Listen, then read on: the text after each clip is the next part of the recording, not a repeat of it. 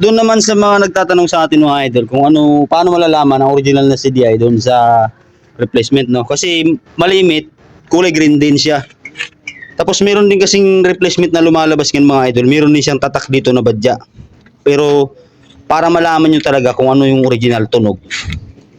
Ayan, oh. Tuktukin natin, ha. Oh. Parang ayun, oh, parang walang laman. Ampaw, oh.